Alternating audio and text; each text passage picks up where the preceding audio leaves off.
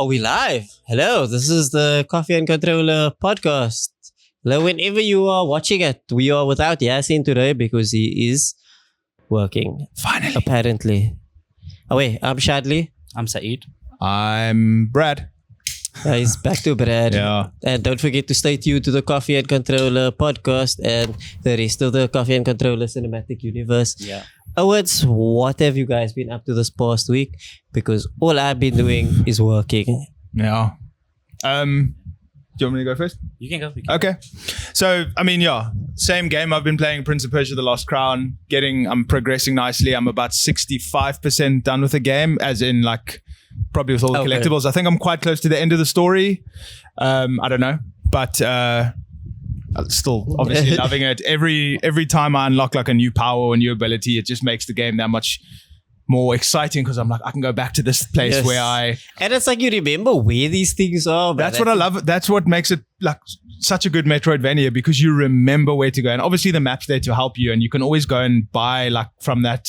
I always want to call her Angraboda from God of War, because she reminds me of Angraboda. Oh my god, what's her name? Yeah, you can go buy the maps and the hints and that stuff. Exactly, yeah, because she's explored this whole universe also, and stuff. Why is she everywhere? She's everywhere. She's fucking everywhere on that map. Yeah. It's weird. Anyway, so yeah, I do still buy the maps from her, because then you can see shit, I haven't discovered this little, or I haven't explored this little part, but loving it. So they don't do the climb a high tower and see everything in the no. You have to go look for stuff. Exactly. Yeah, you have to go look for stuff, and sometimes you'll see on a map there's an area that you can go to, but it's like a wall.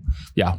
And you're like, what the fuck? And sometimes you have to break the wall to get exactly. in. Yeah. So there's it makes the map a lot more worthwhile than just okay, here's everything. Exactly. Go find it. Yeah. Yeah. It's been amazing. But that's all gaming wise. I haven't been watching a lot of movies or series. We started watching The Gentleman as well. Guy Ritchie's The Gentleman.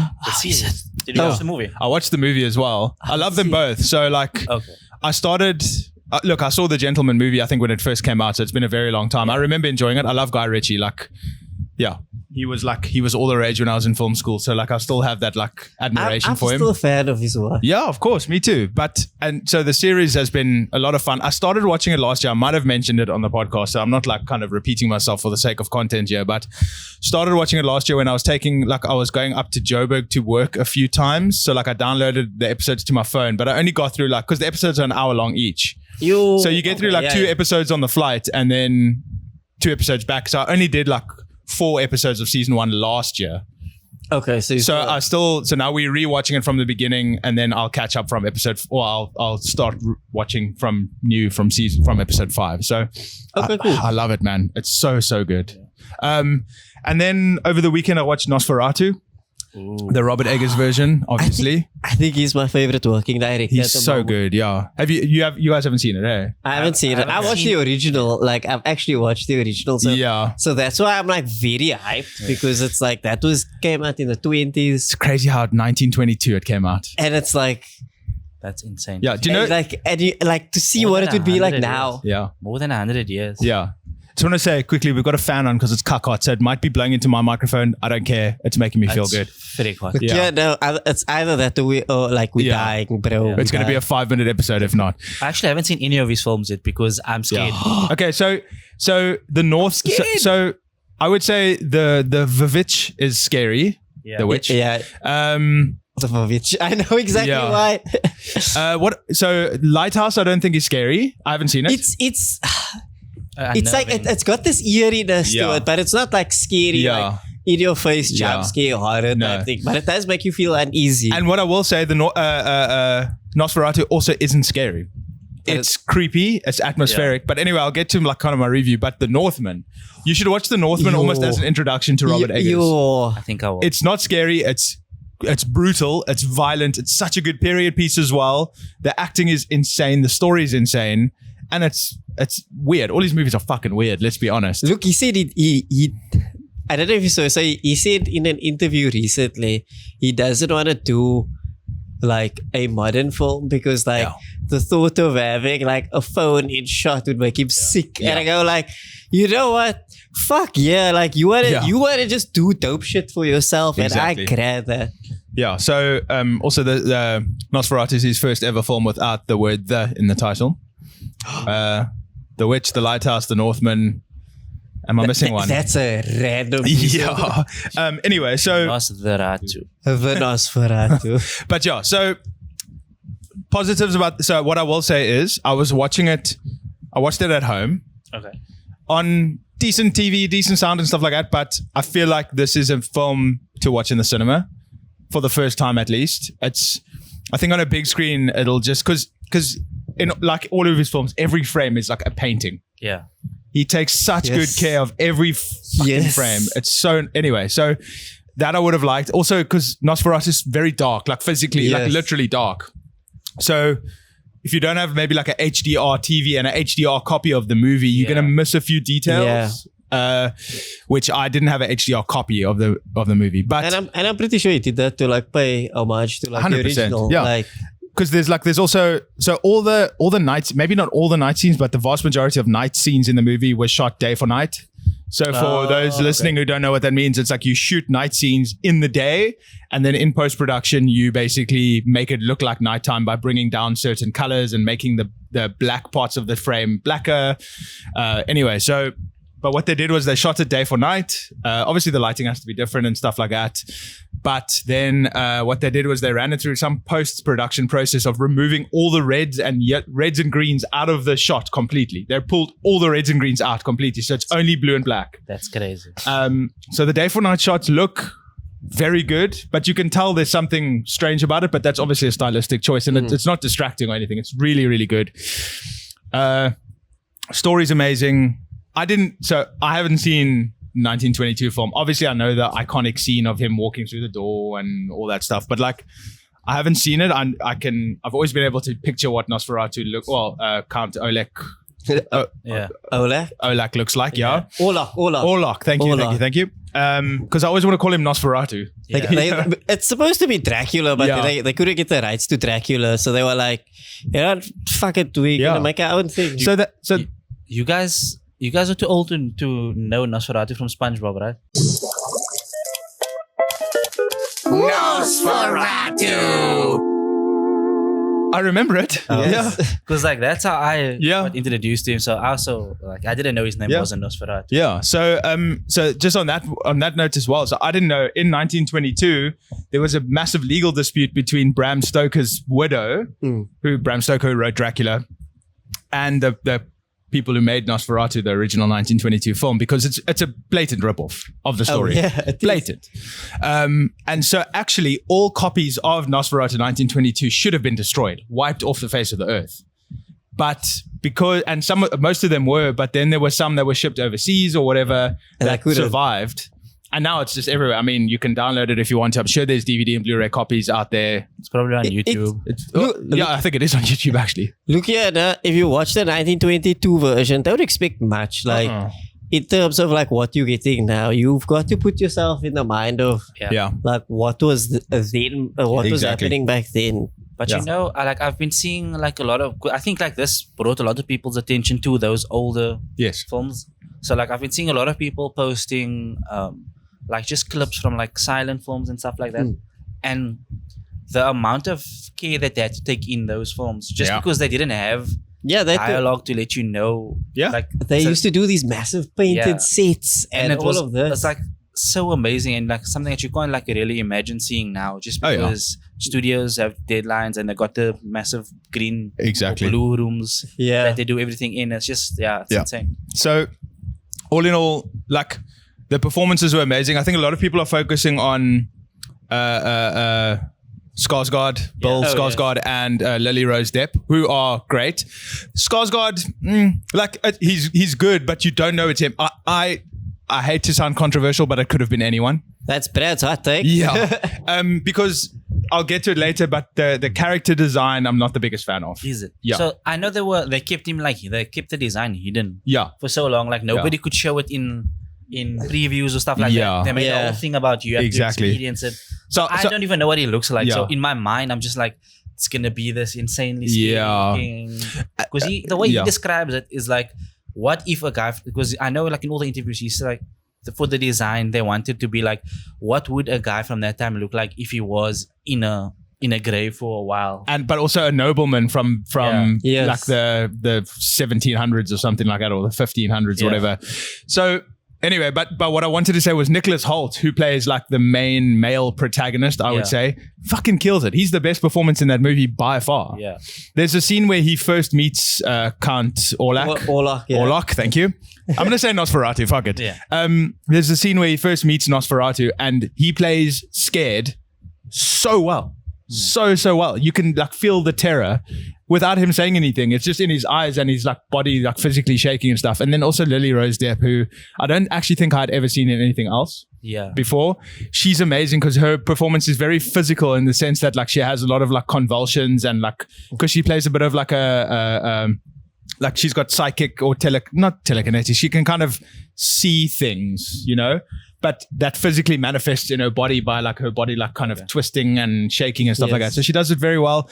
Aaron Taylor-Johnson's in it, which I didn't know. Kick-Ass and Craven the Hunter and Quicksilver. And stuff like that. Oh, God, that scene. But yeah, he's great in it as well. I forget her name. I think it's Emma something. Do you have it there? For the English actress? Emma Cotton. Yeah, from Deadpool and Wolverine, The Crown. She kills it. Willem Dafoe. Finchy from The Office. I always forget his name as well. He was in The Vivitch as well. Anyway, the cast is amazing. But Skarsgård's makeup, it's not the makeup. The makeup's amazing, but I think the character design is a bit goofy. And I mean, I'll say it's not like a massive surprise. And he's very much in the darkness the whole time. So initially at first I'm like, is that what am I seeing? But he's got this like massive mustache. Yeah. But also he's got almost like an emo fringe. Okay, that's a weird combination. But it's not going here. It's almost like going up and back, like a comb over emo fringe. Can you pull it up? So I can't find really of like the newer one, but this is the old Count Orlok where it's just kind of straight up horror monster. Exactly. Looks like a bat. Yeah, exactly. But so because it's also lit, so it's a dark film, like I said. And initially I'm like, what is that on his head? Is his head like decomposing? And then when you look closer, you're like, oh, that's his hair. So like, that's what I mean about the character design being a little bit strange and a little bit distracting from when he's on screen. Because when he's on screen, he's terrifying. He's a terrifying presence in the movie. You know what I mean? It should be like, that's the whole thing. But initially I was like, what? It kind of threw you. Yeah. And it does throughout the film, if I'm being dead honest with you. So if I could give you one negative, it would be that. And I think it's quite a big negative for me because he's the titular character. You know what I mean? Yeah. So, but I want to watch it again now that now that I know what to expect and all that stuff. But yeah, it's a Robert Eggers film through and through. It's creepy. It's well made. It's well edited, acted, shot, everything. It's funny at times as well. Like Willem Dafoe's character once again, like he was in The Lighthouse and in The Northman as well. Like just that weird old man. Yes. He plays weird old man he does very it well. So it's like he gets it. Robert Eggers, like they have this connection where it's like, you know what to do. Just do it. Yeah. Like do weird old man and like that's it. Exactly. So no notes. So I would give it like maybe a 7.5 out of 10 for now. Yeah. With the potential to go to like an 8.5 when I watch it again. I actually think I need to watch it this weekend. Yeah, it's really good. So other than that, just been working and recovering from the 2 concerts I went to last week, Robbie Williams and Offspring and Green Day. Offspring and Green Day was also second place to my favorite concert I've ever been to. Oh. Honestly, and I was sitting so far away. The first is Foo Fighters because they're my favorite band. But like Green Day, like Offspring killed it. Folk of Politica killed it as well, obviously. But like... Yeah, they're always good. They're always good. But I was sitting quite far away. Like, anyway, it doesn't matter where I was sitting. But like I was bottom tier, but quite far away. But the sound was great. The performance was so good that I felt like your part, like of like Golden Circle kind of. And Green Day were like killing it. Green Day played for 2 hours, and hardly interacted with the crowd, which sometimes I don't like. But like he would shout like Cape Town or let's sing along with me and stuff like that. But it was never like, hey, this is our first time. We're so sorry. You know, he didn't do that. It's just pure like Like play. just going with the vibes. Just yeah. And then they also called a chick up onto the stage to sing with them. And Did she sing? she did sing. Yeah, she did. Did she? Okay, so she did okay. She knew the words. I wouldn't say she sang okay, but like no, but she knew enough. She didn't. Not 21 Guns.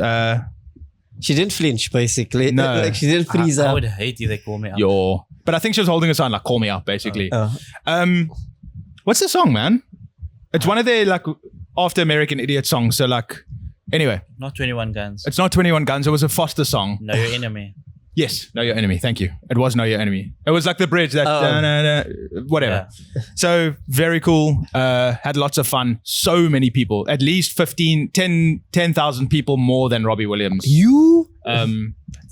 That's a crazy Shame. stat. Because I would say Robbie Williams, they didn't. Well, I know they didn't open the top tier of the stadium at all. That was all fully closed, or it just didn't sell one seat, which I can't imagine was the case. Yeah. And also Golden Circle was smaller. But then when I got there the next day, Golden Circle is basically half the floor. Okay. And general standing was the other half, and the top thing was all full. It's like when you're Golden Circle now, but you're on that barrier. Right? Of general standing, like, damn.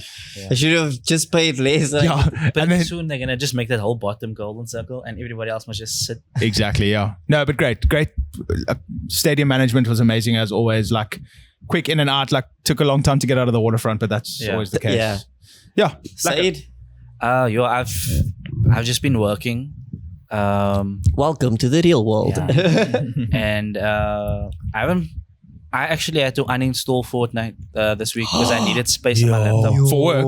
Yeah. Oh, that's adulting right there. And also I forgot to unsubscribe from Fortnite Crew, so I need to install it again. Otherwise, they're gonna take money from my account on the first. I haven't played much. I watched them. I watched Liar Liar for the first time. Ooh. I always wanted to watch it, but I just never got around to it. Jim Carrey. Yes. Yeah, of course. It's so Classic. weird that you say you've never watched it because I go like, everyone from like my childhood knows that fucking I watched it literally at the cinema when it first came out. Yes. It's crazy. Yeah.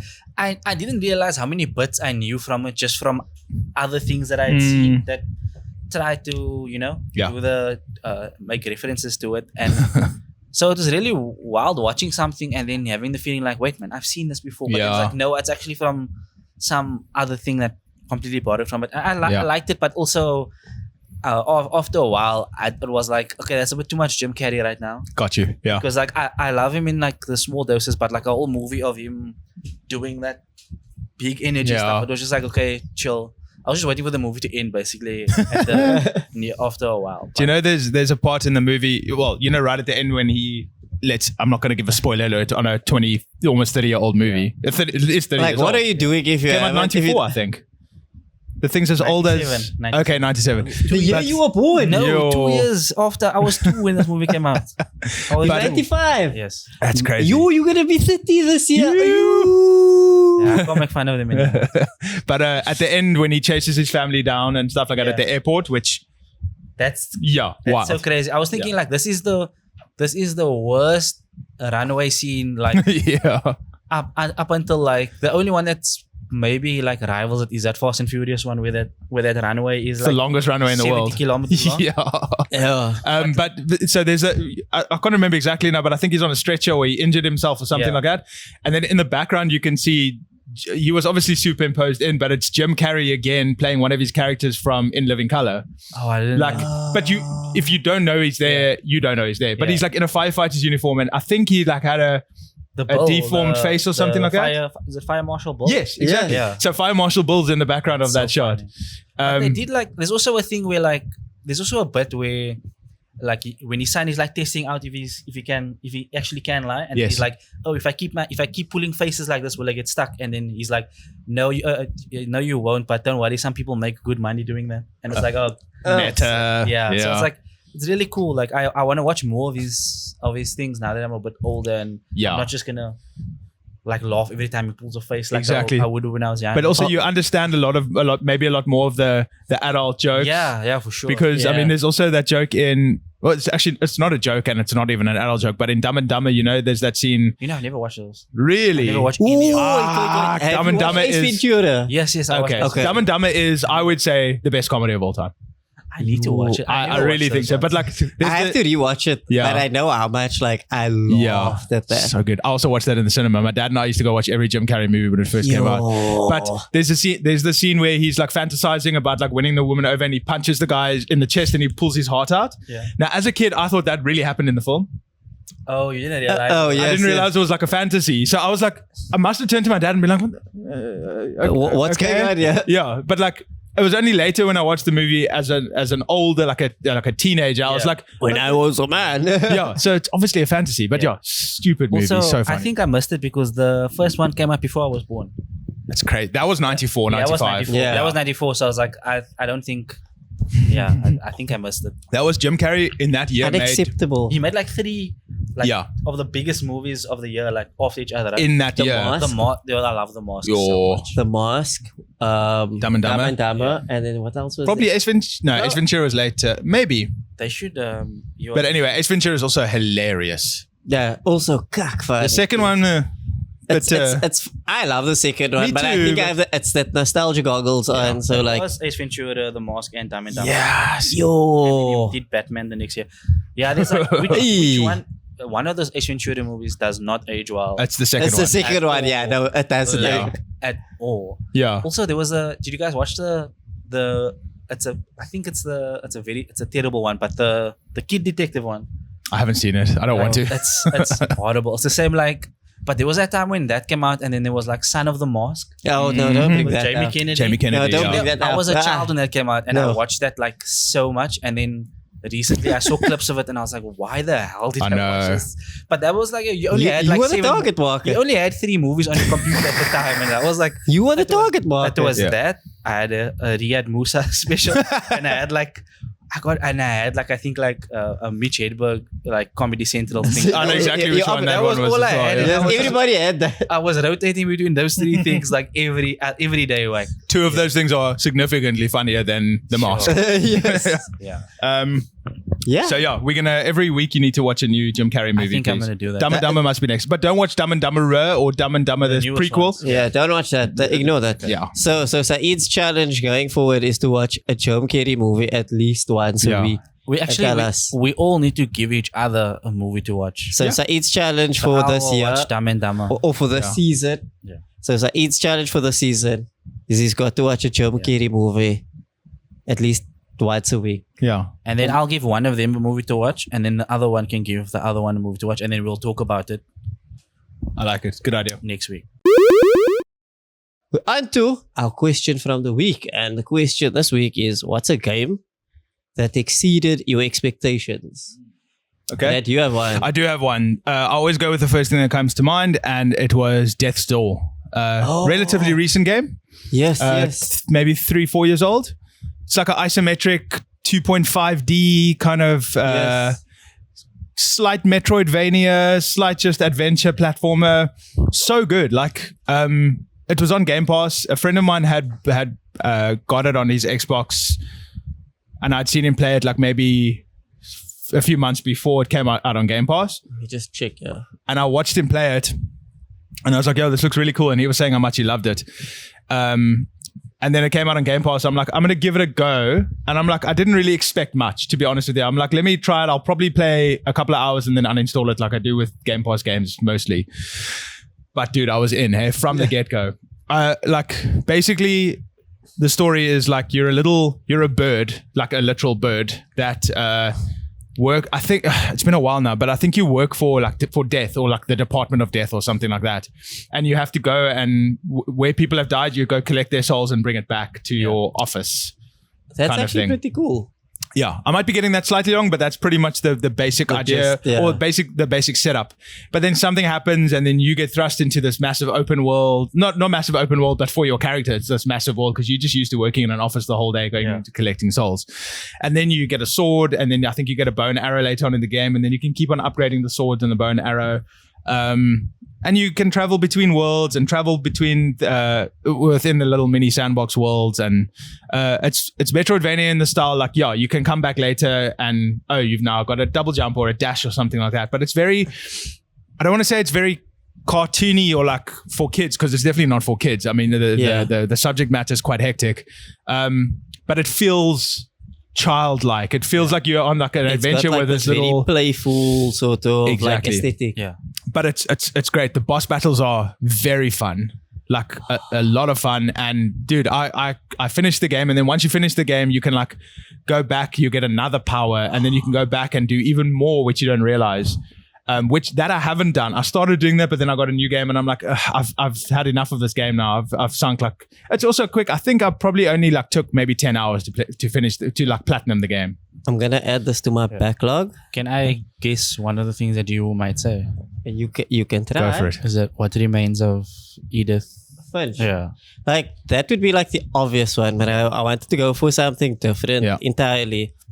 So first of all, Death's Door is on mobile. Netflix. If you have Netflix, so you can go download It's a good mobile game, but I've got a feeling you'll need a relatively powerful phone for that. Yeah, probably need and some. you should get the controller. I was going to say you should play it with a controller, because there are some like intricate controls, and like the touchscreen controls I don't think would be great for it. I saw the reviews are very like, but I'm assuming that it's people playing on the touch screen, and it's not fully optimized for that. Back onto my answer, so I would say like Edith Finch. The other obvious one would be like Prince of Persia: Lost Crown. Yeah, but I'm actually going to go with Darksiders 2. Ah, so the original Darksiders, the hack and slash action adventure games. First game is kind of like very generic, straightforward action adventure. You play as war, and you have to fight off the Nephilim, who are trying to like end all of creation. Darksiders 2, you play as Death, and they learned all the mistakes from the first game, and they like just upped it. Like the quality of life on the game just feels so much better, and it's just so much more enjoyable. The world feels like much bigger and more fleshed out. And yeah, I like really enjoyed it. Like I'm invested in. I still haven't played 3, and I think there's another one after that. But like I felt more like to in like the franchise after that. It's been ages because like a long time, because that's been like PS3. I'm assuming Darksiders 2 came out on PS3. Was it 3? Wow. Yeah, Darksiders 1 was on PS. I remember when it came out on PS3. Wow. Like I remember it got like a 10 out of 10 the first one. Wait, what is that 2 on your screen now? Yeah, because I recognize that cover. So I think I've only played 3 because it was like free 1 month on PS Plus. Yeah, it probably was on 3. PS4 because I've definitely played it on PS4. It's I really loved like what they did, and I think this was also that time where they were figuring out like what makes a good action adventure game. So like this for me just exceeded all expectations. Is it a bit of like a God of War clone in a way? Yeah, and I think that was the problem with the first one, was it was a little too on the nose as like a clone, and it's like it didn't, apart from the story, it didn't feel like it separated itself enough. I tried to play the first one, but I think also I got it late in the cycle of the PS3, and then it felt old. And it didn't. It felt forever. I just didn't enjoy it. When the first one came out, it already felt like a little dated. Okay. Like you could see they wanted to just put out the game. Yeah. And they were still figuring it out. This one feels like they kind of learned everything, and they improved on like all the aspects of the gameplay, like the RPG mechanics, the actual combat, all of that. It feels so just, and like even though the world traversal feels so much better, so it's like, it's a fun game. It's like for me, it's a solid, like I'd say like a 7 or 8 out of 10. That's great. So like the only game that I can think of right now would be something like Painkiller, because it exceeded my expectations. Because the first time I played it, it was already old. Got you. And I thought, okay, like I had heard about it before, and like I've heard that people said it was good, but in my mind it was like I was already. So like I've mentioned him before, but like I'm a big fan of this guy Yaaseen. He does the reviewing. Yeah.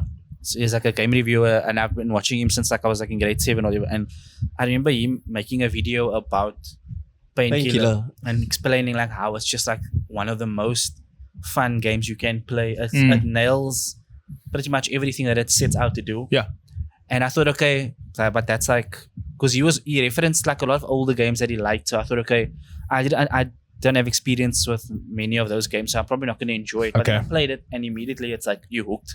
You just want to play it. You play that few hours, and then you never have to play it again, but it's still really fun for those times. So I would say that game exceeded. That's a great answer. I remember playing, I know we've spoken about it before, but like I got the demo, like I think it was on an ag disc or something like that. And I was just like, let's check what this Painkiller is about. And I think it's only the first level. Yeah. And then I was just like, all those waves of enemies and all the guns you can use. And I'm just like, I'm buying this game. And I went and bought it. I want this now. Yeah, I've still got the copy on PC somewhere. The box was so cool as well. I got the deluxe edition. So it's like, remember when you got like the cardboard PC boxes, but the smaller ones, not the big ones? Yes. And then like you could lift the lid off and then there's the 2 discs inside and the pamphlet. I've got that somewhere around here. Bring that back. Yeah, that was so much fun. I think Doom, The Dark Ages took a little bit of inspiration from Painkiller. Okay, on to the episode. And today we're talking about a franchise, which is weird because it's like only 2 full games, I would say. 2 games across every console. 2 games. How many? 17 remasters at this point. 200,000 remasters. Redone. Controversy.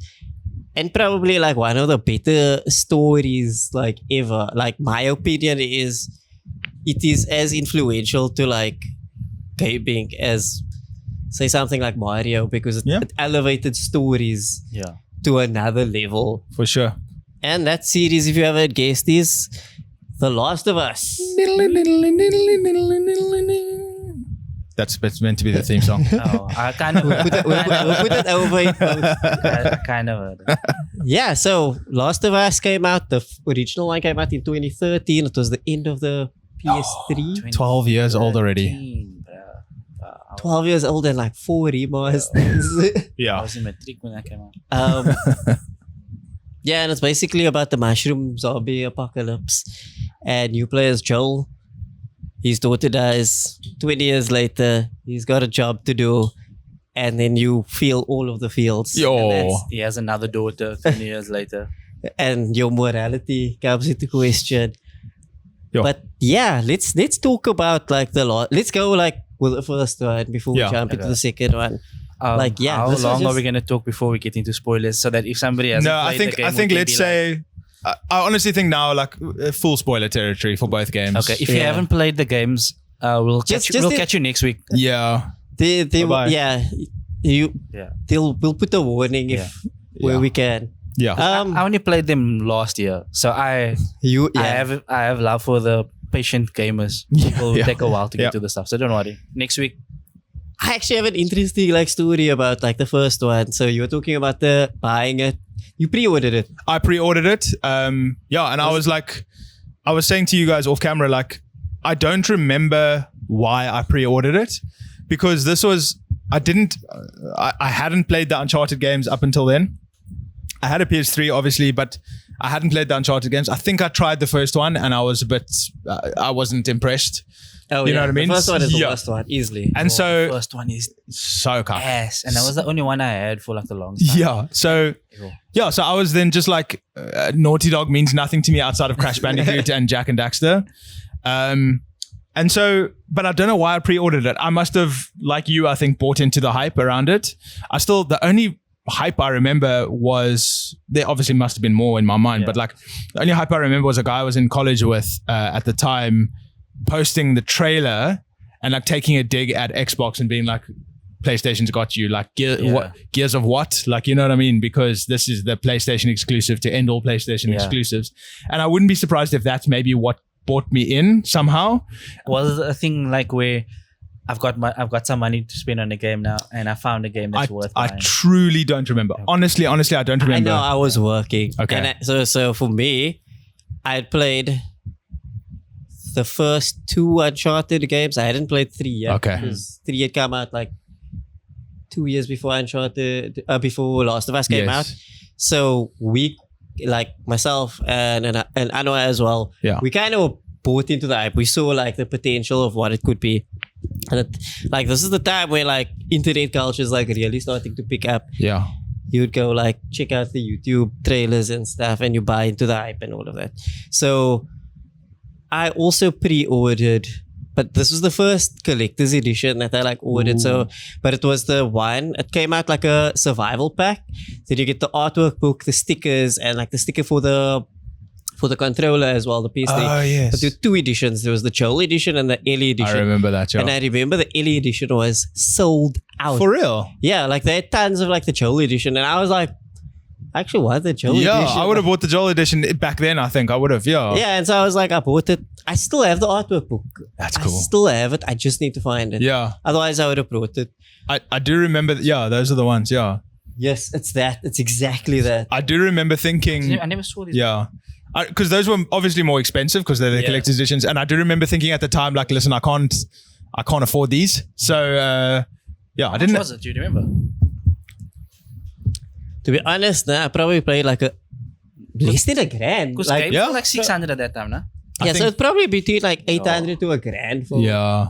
Sounds for about that. right. Where you go, Such good value for money. yeah, Oh, yeah. you go like, yeah, okay. And I'm working this time, so I go like, okay, I can spend a bit more. Bought it and I never looked back. Like this game just exceeded my expectations of what I thought like storytelling could be. Cause I mean, like just in that opening scene, I was like, Sure. oh shit, like what's going on?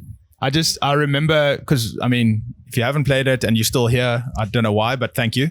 But Spoiler. yeah, but Sarah dies. yeah, but even before that, like when you are playing as her in the house, when you're walking around lost, It's I'm so like, tense. I'm feeling her tension. But then also when you go into the room and you're looking at the TV, there's like that news broadcast, Yes. and then the explosion happens on the TV, and then you see it out the window. Distance. And I was like, this is such good storytelling because I can't remember now. The camera must kind of assist in like going from the TV to the window. I don't know. Or I wonder if you're looking at the TV and you just hear the explosion, you don't even know the explosion's happened. And she turns and then she hears the sounds from outside. Yes.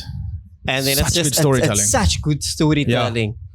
You know, it hypes you. And then it's like after basically the tutorial section and the emotional abuse. Then you're like, okay, now I'm in it. And yeah, it just feels like such a good action adventure with like solid stealth mechanics and like survival mechanics. Like I love the fact that you had to kind of scrounge to make weapons and stuff like that, and like find ammo. And it was like it was less focused on like just the raw combat, but like how do you navigate through like all those spaces? Yeah, but I also love like it's a very Naughty Dog as well. Like if you miss a shot and the enemy's running at you, you can resort to your fists. Yeah, you know what I mean? And the punching feels, even on the PS3, it feels like meaty. Exactly that. Yeah. Everything about the game when it came out, obviously, I think it was like groundbreaking. Maybe not groundbreaking, but like for me, it was at least. Yeah. Maybe not in the greater scheme of things, but like I think it just did like everything like really well. Yeah. Like It's a midpoint between a lot of stuff also for a lot of people because like if you like I look at myself, I'm not really into like survival stuff. I'm not really into like horror games. yeah, And also too, I'm not really into like games where you need to like I wouldn't call this a FPS by any means, but it's got like those elements when you need to. So like there's a lot of things that I don't really like in games, but it works so well in this thing where like I'm willing to sit through whatever like jump scares there may be. Like to like all go the, forward. all the anxieties, like because the story is so good that I'm like, okay, but I don't wanna watch it, but I play this on YouTube and see what happens. I wanna play it. And you feel everything that you're supposed to feel when you play the game as well, which is it's just mad because like I played it on PS3 like last year or the year before, right? So it's a lot. I played it late and I didn't even play it on like the best version of the game. And I still felt like invested in like the game and the experience. After seeing and playing other things that were inspired by this or that learned from this game, I still could go back to this and be like, yo, I get it. Yeah. Like I didn't feel like the game was overrated at all, despite winning all these awards and everybody saying, oh, it's one of the best games ever, best PS3 game, best PlayStation game, whatever. I still felt like, in a way, while playing it, I was like, low-key, it's kind of doesn't get enough. There was moments when I was like, I think there's people that don't even give this enough love. Even though that's crazy to say. No, I agree with you. Everything that it's got. It's like, this game is underappreciated still somehow. To me, it like marries like all those like things, like the gameplay, the story, the music, the sound design, all of those elements, like it marries it so well together, but it doesn't like skimp on anything. I mean, like the sound design is so pivotal to the game. Like it's a core mechanic of like the clickers and like getting past them. even when you play it on a TV, no headphones, the sound is mad. And Yeah. when I was playing The Last of Us 2, I was using my headphones to play it as well, and it's just it adds so much to the game that you get fully engrossed in whatever is happening, because you actually feel like I need to like be careful of, I don't want to make noise. Like, I need to, or like you hear the clickers and you're like, yeah, okay, prepare yourself. Time to like lock in. Let's go. It's just so Yeah, and the thing is like like the stealth elements and like the combat, like what I get about it is, if you like try and like just go run and gun, it's gonna be very punishing for you. Like you are not, like you might get past that section, but like the next section is gonna be so much harder. So you must like kind of take your time, assess it, and then like just go with like what you think is gonna work. But, like you don't have to go full stealth, but you need to like know exactly what's like the best approach. And I like love that, because it adds that like layer of like just thinking about what you're doing, rather than like I will use violence straight through, like just open violence. Yeah, and like I like the fact that also like the game, or both games actually, like you have the option to play it how you want to play it. Yeah. Even though it doesn't punish you for like, it doesn't really punish you, but it's also like, there's a way that you're supposed to be doing it. But like I always go back to, I'm skipping to the second game now, but just to explain this point, like there's this one section, I've spoken about it before, where you in the residential neighborhood. And there's just so many, there's the dogs, and there's so many we'll get back to that later. Get through. And I couldn't do it stealthily. So I literally just for a moment, I don't even know, like I just ended up running. Same. That's exactly how I dealt with that level. Ran, and I died so many times trying to run, but I just was like, I can't do this the way they want me to do it. And I just kept running, and I suffered a bit after that, because like I didn't have any ammo left, because I already tried to beat it the way I think I was supposed to, with the arrows and all these things. I couldn't do it. And then it took me a while to like rebuild and get enough materials to do stuff, to make shivs and all that stuff, But it was like, okay, that was just what I did, because that was all I could do. And then I had to just fix myself afterwards. And that's like a cool part of the game, because you actually feel real like, survival horror. I felt like, okay, like I'm in a junk position, but I had to do that to get past it. Okay, now I just have to pick up whatever I can. Like what can you do now? Like, okay, can I get past the section a little bit easier, more stealth, all of that, get more supplies. Exactly. Yeah, and then again, back to the story, like I think it's just like one of those times where like I just felt so emotionally invested, but like it draws you in such like a clever way. I think it just it really focuses on like Joel and Ellie's relationship, and by like killing Sarah so early on, it's like you start seeing Ellie through like that lens of being a parent, because you're like, okay, like she's scared, she's just as scared as like any other child, like she just wants to be a child, like, and she can't because this world has gone to shit basically. Do you engage with the game differently since becoming a parent? Yes, definitely. So I actually played part 1 recently. Like by recently, I mean just before I played part 2. So like 2019. Yeah. And like I was a parent back then, and it hits a lot harder, because it's like you understand what it's like to be a parent, and then to lose somebody, and then be asked to lose somebody again, man. It's too much. Like it really is too much for somebody to like give this up to like a really shitty world at the end of the day, because Joel loses everybody. Yeah. He loses Tess, he loses Bill, he loses like Frank as well. Yeah. And then he's like, lose Henry and Sam as well. Of course, yeah. And then it's like, okay, you're surrogate daughter Ellie, you have to give her up to save the rest of the world. And it's kind of like Joel is like, no, fuck you. Like it's not worth it. Exactly. But my hot take for The Last of Us is Joel is not the hero. And we mustn't, like, don't play him as a hero, because a hero would make that sacrifice. He's just doing what like any parent would do in that situation. Yeah, I think also like this game also, the franchise also is like pretty like I'd say blatant about the fact that like there isn't really a thing as a hero anymore. Yeah. It's just like what people Are doing to survive. what people need to do to survive and how far they're willing to go to do it. So like anybody can swing between either and how one. they react. Like, I mean, we can get into the second game now. Yeah, And I was going to say that leads us perfectly into the second game. Because I go like the second game, okay, there'll be a lot of spoilers for like the story of the second game. Yeah. It's like Joel dies and I go like, that makes perfect sense. I should have brought a golf club with me. I just For realized now. a Joel in one.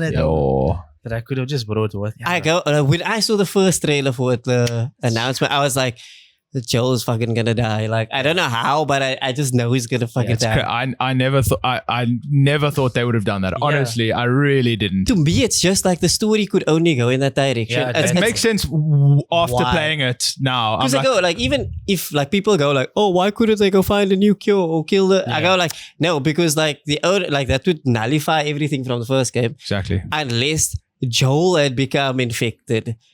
And was like on the cusp. Then it kind of changes like the whole dynamic. I thought that was gonna happen, and I initially thought Ellie was gonna have to kill him. Yo. Do you know what I mean? Yeah. But I think like like you said, like it had to happen, and also I think it's kind of like a.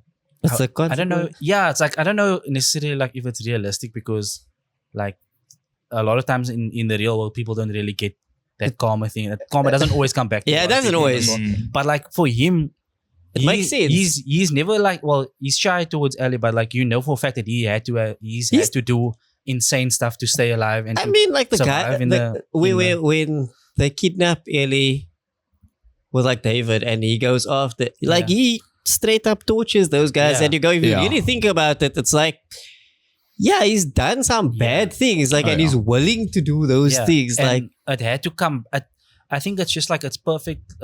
Perfectly fits with the whole, like franchise as well, where like the things that you do, like it will come back to you eventually. Yeah, and it came back to him through the form of Abby, basically. Yeah. So I mean, so like that's where obviously the controversy, I guess, for the second game came in, which I never understood. Never ever understood because as much as we've spoken about it before on the podcast, I've spoken about it to you guys, but so obviously loved the first game. Yes. Got the second game day one on PS4, played it that evening, and I got to that part of the game, and this was late at night, headphones right in front of the TV. And I literally, no other game has ever made me stand up and shout no at the TV. Yeah. And like, I woke everyone up. Well, I woke my partner up in the house and she's like, what the fuck is going on? And I'm like, Joel died. And she's like, I don't know who Joel is. And I'm just Did you think it was a real person? No, she knew I was playing the game. I was like, I feel like Joel. Who's Joel? But like, that's never happened. But I was never angry. I was sad. Yeah. But I was never angry at the decision they made to do it. No, it makes sense. I get why some people were, but I'm like, get the fuck over it because now you getting. I know people say like you went out like a bitch, and it's but like he no, he didn't. Like he's a 60-year-old man, and he got jumped by like 8 to 10 people, and he got half his leg blown off by a shotgun, dude. Like like so it's. But so like it's once again the storytelling of Naughty Dog is unparalleled because like the fact that you then. You've played as these people before, the people who killed Joel. You've played as them before it happens.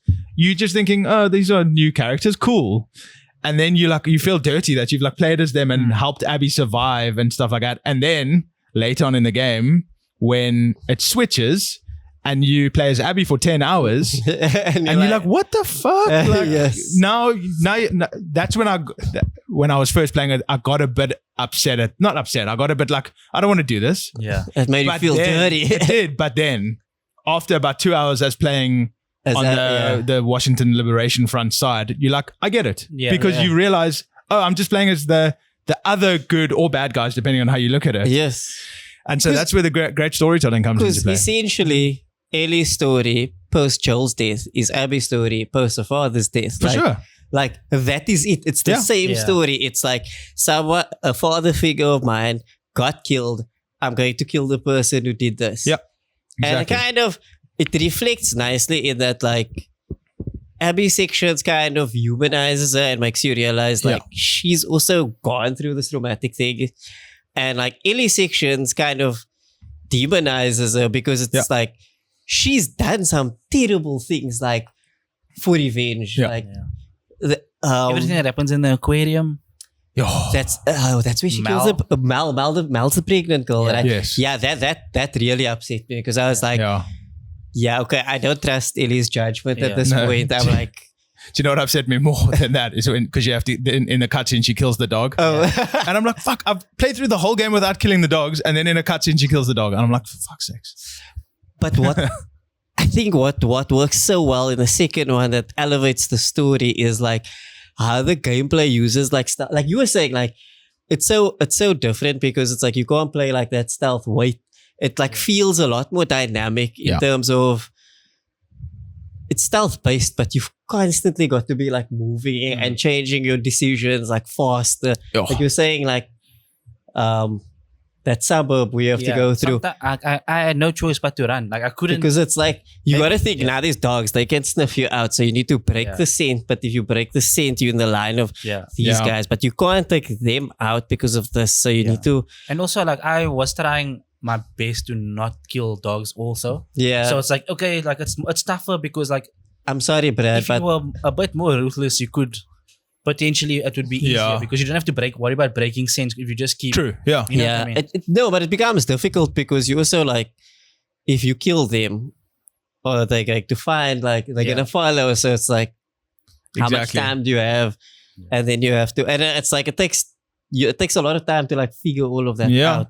Yeah. And on that note as well, I love how they almost gave every NPC enemy a name. Yes. And the dogs and Steve. Yeah, Steve. Who did this to Steve? And like, and then you're like, oh fuck, I just killed Steve. And you're like, but you're like, I had to.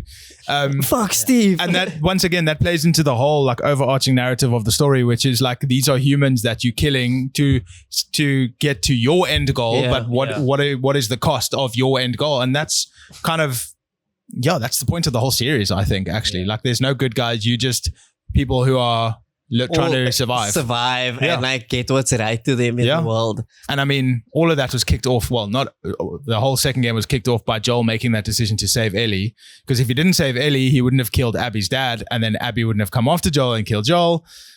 But then Ellie would have died. I mean, even like Joel saving Abby, of course, as well. That also like.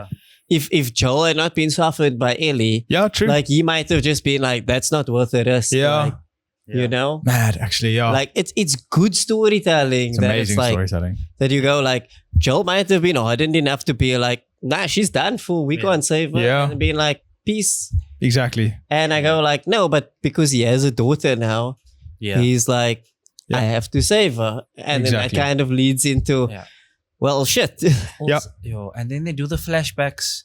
Where it's like, Ellie's so mean to Joel, and you're like, but don't you know you don't know what's gonna happen to this brass? And it's like it all adds up to being like, it's like you already know there's a train crash, but now you're seeing the footage of the train leaving the station, and you're just like, okay, cool.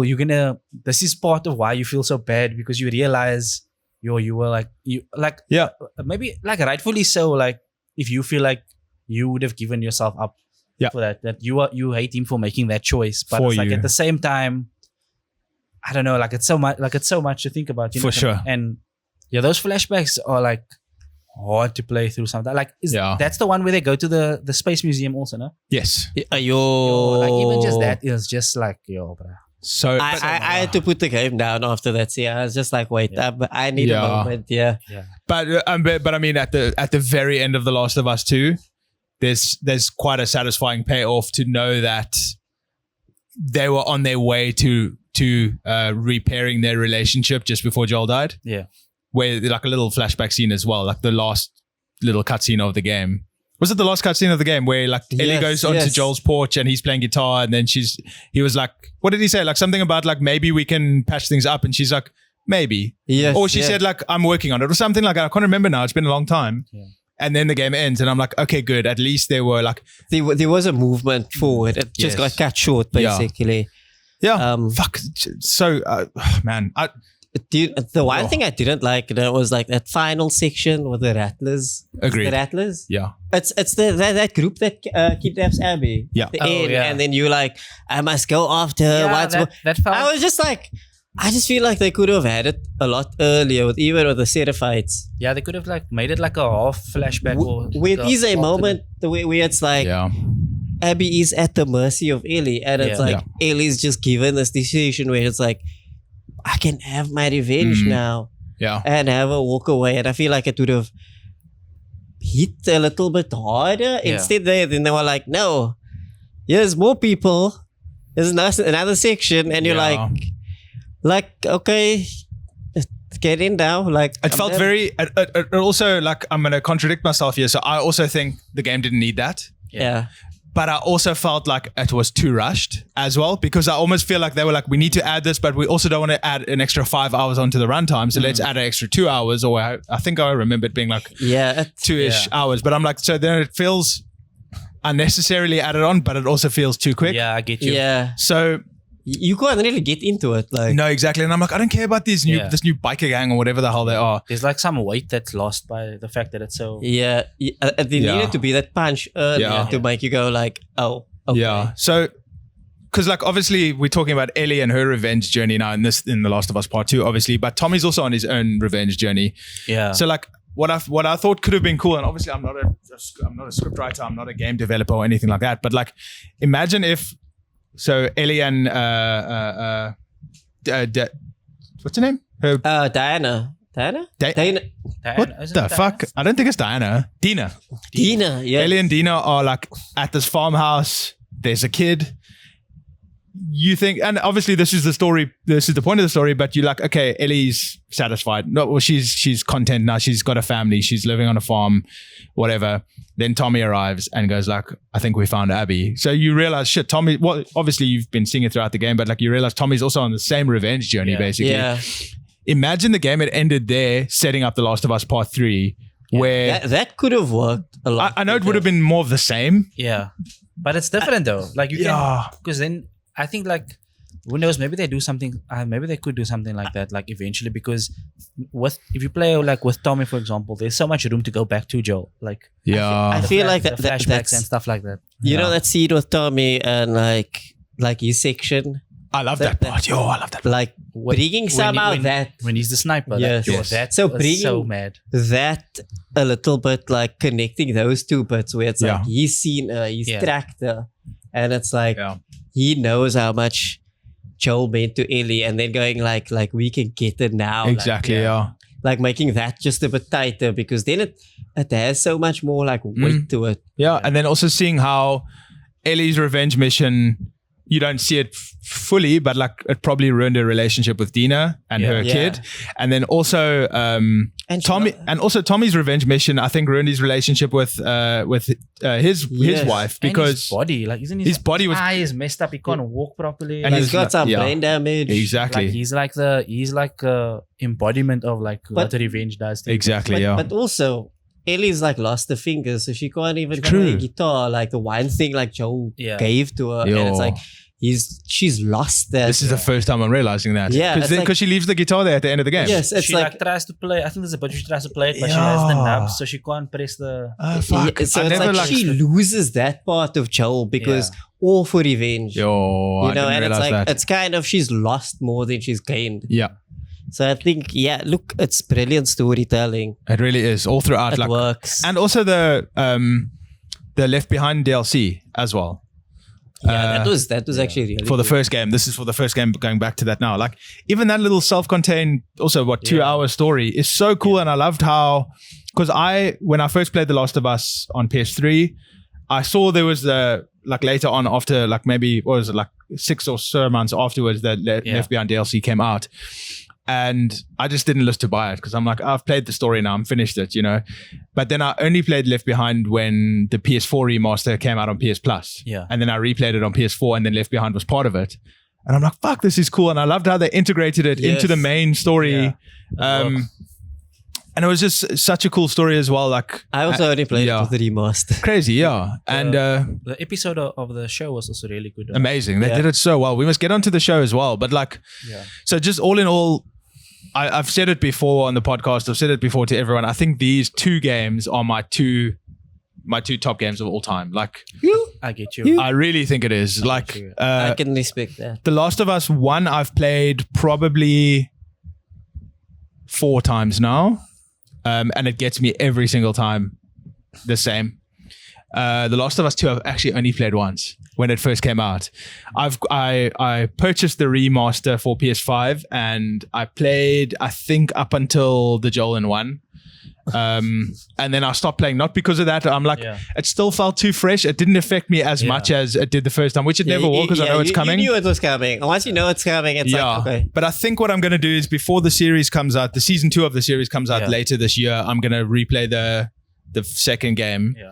But man, just unrivaled storytelling, well, maybe not unrivaled gameplay anymore, but I still think the story of this holds up to games that have come out as late as 2025 still. Like, Say, do you have what the people have to say about The Last of Us? I do have what the people have because to say. we asked the people what they have to say about it.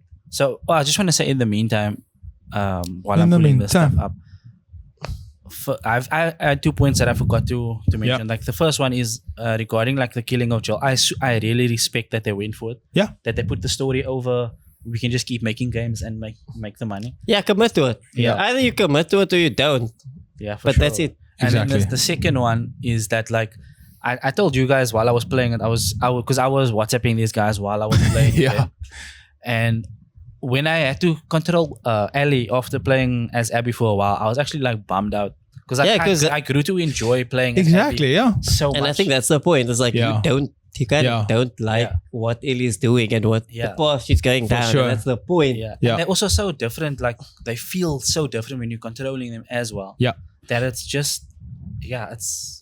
I feel like we could talk about this. We could do like a whole series of episodes on this. Exactly. Games, and that's once again the thing of like such brilliant game design as well, where like I said initially, I'm like, I don't want to play as Abby, and then after a few hours you're like, I'm loving playing as Abby, and then when it comes to not playing as Abby anymore, you're like, oh, I wonder what Abby's doing. But then also that also brings one to something I forgot to say. Another thing I didn't like about the game, and this is just a personal preference or whatever, within the story, is when you as Abby break into the cinema or the theater and you fight, there's almost like a mini boss battle with Ellie. Oh, I died so many times. But I'm like, I still love Ellie as a character, so I don't want to be attacking her right now. Like, and why are you making me do this? I guess that's obviously the point of the game. But I'm like, and then when like Ellie killed me, I'm like, yes, and I'm like, no, but that made me. That's now a game over. But I didn't like that. I didn't like that part, and also the end part of the Rattlers. That just felt like tacked on. It really did feel like tacked on. Like they could have ended it sooner. Yeah, but the payoff to it was amazing, which is the final fight between Ellie and Abby. Yeah, I think it could, like, that payoff, if it had come sooner, it would have hit a little harder. Yeah. Just so because like the Rattlers had no like significance in the story, and like, you'd never heard of them up until then. You're just like, what? Now who are they? Yeah. Like, and why do I care? Yeah, like that really did feel like a exactly. So I have some of the stuff that some people said. Are we gonna mention the series? And I'll just talk about. Some people spoke about a lot. Actually, a few people only, I think, interacted with the game. I don't know a lot to say about the series. Well, except but they like I'll talk about what people have to say about the games first. Yeah. So Arctic the Fox mentioned that they didn't like the second one first, but they said that they didn't like the second one on the first playthrough so much. Okay. But they felt that once you played it the second time, you actually like it. They really got the game, and I think like that's also something that I would like to play the game again, also just to know like what I missed. Because when you're playing it the first time, I think you want to focus on playing the game like the best way or play it. Yeah. So you lose out on like, some of the things. And then Furious Kitty mentioned that she was not the same. She felt like she didn't feel the same after playing the game. Valid. Like it's super valid. Like it's an emotional journey. It really is. Instead of just a game. And I replied to say like, it was an experience. Oh yeah. I feel like just calling it a game is like, I guess it obviously it is a game, but like it doesn't fit with what most people consider as what it's like to play a game. Oh, for sure. Yeah. Jaden Collision said that it's a fantastic game and really looking forward to how people who only watch the series reacts to a certain thing that happens, which is obviously Joel. Yeah. I don't know, like I really don't know how people are going to react. And People gonna be upset. The controversy is going to come out again. It really is. That is 100%. Because they obviously, I would assume they're going to focus on Abby as a main protagonist in this in season 2 as well. They have to. It's a pivotal part of like understanding her side as well. But I really hope they do. I hope they don't shy away because they know what controversies may be coming their way. Anyway. Yeah, and I replied to say like, I think that I just hope that the public is not going to be too terrible to the actress. Guys, please. Realistically, unfortunately, they are. That's just the trolls are. You can't like they're just playing the part. Like you can't hate them for playing a part. Yeah, and like also like I genuinely do think like if it was a dude character that killed Joel, I think like the reactions in general would have been so much. Oh, for sure. Less. Oh yeah. Yeah, it would have been. Then we also had Kenny. Kenwin. He said that's the best game he's ever played. Mm-hmm.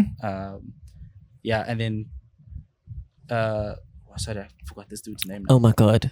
What is it? I would say Saeed lost his place. Yeah, sorry man. That freaking geek said that's a masterpiece in gameplay because only like TV or film couldn't pull off this revenge story that they were trying because you have to like sit with the character for so long and actually do the thing. You actually need to like so soak in it. Yeah, that's actually a very good point because I mean you're never gonna watch a series for 20 hours, but you play the game for 20 hours and you soak in every bit of the atmosphere, the character, the story. So that's a very good point actually. Yeah. Or you do the tutorial for 20 hours and then you and then everybody else was just talking about the series. But the funny thing is. Simi, Ikhlas, and there was one other person. Sorry, I forgot, but I don't want to grab my phone again. Mentioned one episode, the long time episode. Oh yeah. Oh, because I think like there was amazing episodes of the show. Like I like the finale, obviously. Yeah. The one that's based on the Left Behind. Yeah. But also long time. I think really sort of stole the show. It did. That's the one that won the Emmys. Yeah, I think that's the one I put forward. And like also I brought this for the set dressing. Like this is the Linda Ronstadt LP that has long time on it. I just bought this because like the record store that I always go to like put this on their website like the week after that episode came out. And I don't even think they I don't even bought think it because he's earning money now. No, this was 20 rand. They didn't know that like after I bought it these ones more people wanted it because of the song. So they could have probably got like a good $200. If they waited, they could have gotten a bit more for it. But like so it was just cool because that episode made me go buy this and it was like $20 and just everything lined up perfectly. Yeah. So I added it to my collection and stuff. Yeah. My favorite episode was the Sam and Adri episode. No. I just think like not for the emotional beat is rough. Yeah. But I think the way they executed it is so well done. And that kind of like adds like the weight of like what happens at the end because you're like, it's upsetting. It's really upsetting. And I think that's important. But also in that episode, there's that massive action sequence in the neighborhood. So aside from like the emotional beats that obviously steal the show, there's that huge set piece with all the zombies and everything, and they built that neighborhood for real, hey? Yeah. Obviously they're that's crazy. Obviously not the interiors of the houses, but like the exterior. It's a full set. Yeah. They built it like on this massive lot in whatever studio they were at. Yeah, there's behind the scenes like where Troy Baker, who played Joel, the voice actor for Joel. And played David's assistant. Yeah, exactly. But he was just on set and he was walking through the neighborhood and he's like, I'm in the game. Because it's such a faithful recreation of the neighborhood as well from the game. That's mad. That just reminded me that in the series, there's one aspect that I'm like, I could have done without, which was that other faction led by the actress from New Zealand who I really like. Yes. Melanie Linsky. Yes. Yeah. So I could have done without them as like a part of the story. I understand. It was just very tacked on. Like it felt like that to me. So I remember like the Salmon in the episode, right? I was watching it with my wife now. Like I've played it and she's just asking me, Oh no. It's like the boy's gonna die, and I'm just thinking to myself, like, I'm not gonna say anything, you know. And she's just like, he's gonna die, and I'm like, it's so much worse. Yeah. Like, and it like, I think she took like a day to like just process it, because it's like such a heavy moment. But like, remember obviously you remember, but we must all remember, like in the game when it happens exactly almost exactly the same. Yeah. But you then have to carry on playing. You're like, you have to just move on. Kyk voort and kyk noord en fok voort. You have to just do that. But at least in the series, if you're watching it week by week, you had a week. You have a week to process that. Yeah, you like in the game, it was just like, yeah, they buried. Let's go. Yeah, exactly. And you just kind of like, that was kind of shit to go through. Like, yeah.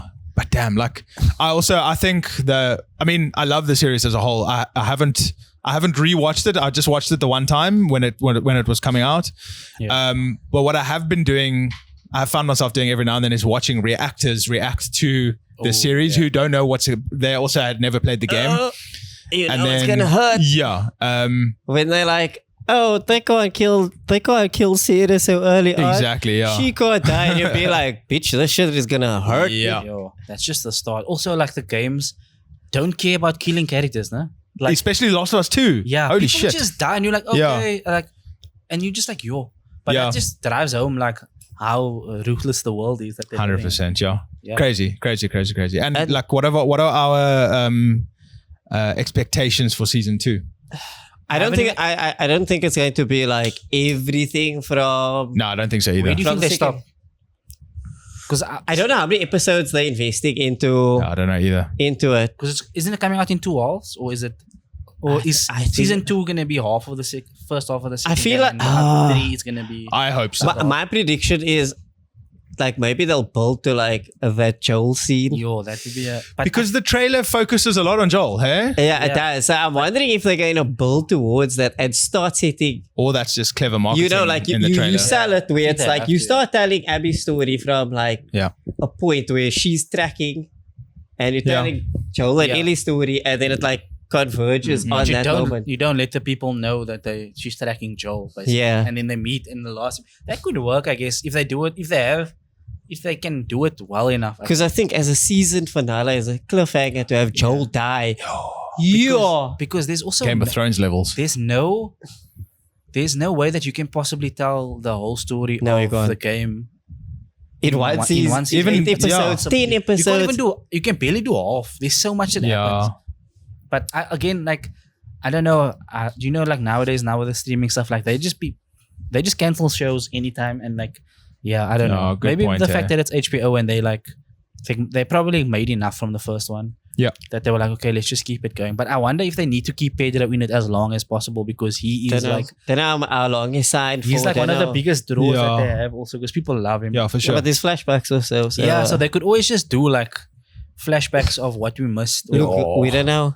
I would love if, like, your point of like following Abby, you don't know who she's tracking and stuff like that. But like, I also would love if they open this, like, the first scene in season 2 is her walking in and seeing her dad being hit. That will hit like levels. And then you realize, okay, we now know this character. Yeah. And then so like, I would love if that's the opening scene, but then it might give away a few things. But maybe it just will be good at like just building attention towards that point of Abby meeting Joel. Yeah.